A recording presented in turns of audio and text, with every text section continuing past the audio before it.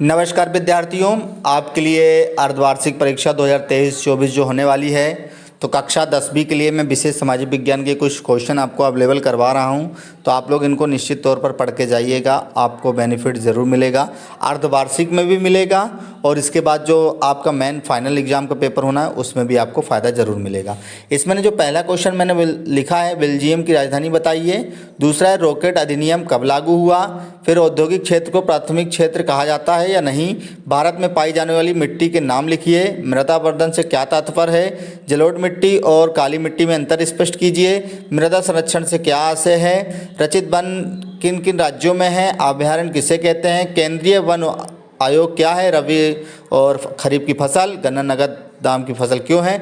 आरक्षित। और इसके बाद देख लीजिएगा वहाँ पे जो भी क्वेश्चन है थोड़ा छूट गया है। फिर अगला है विनिर्माण क्या है। स्पष्ट कीजिए कृषि और उद्योग किस प्रकार साथ साथ बढ़ रहे हैं। अगला क्वेश्चन है हमें खनिजों के संरक्षण की आवश्यकता क्यों है।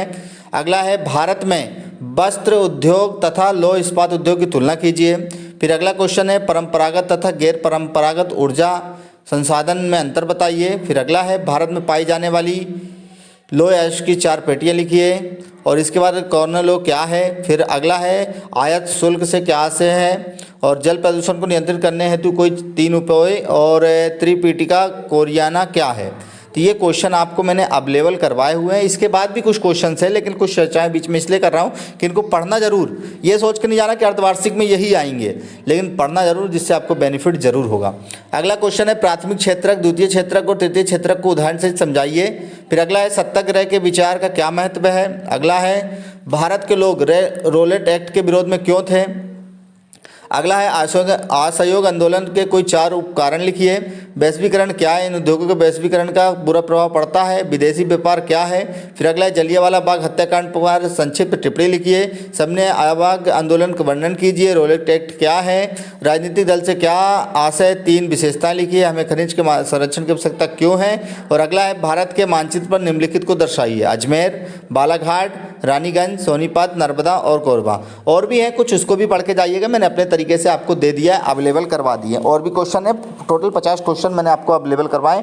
एक पेज और आ रहा है, उसको भी बेहतरीन तरीके से देखना। ये आपके क्वेश्चन बोर्ड में भी आने की संभावना इनमें बहुत रहेगी, इसलिए इनको जरूर से जरूर पढ़ के जाना।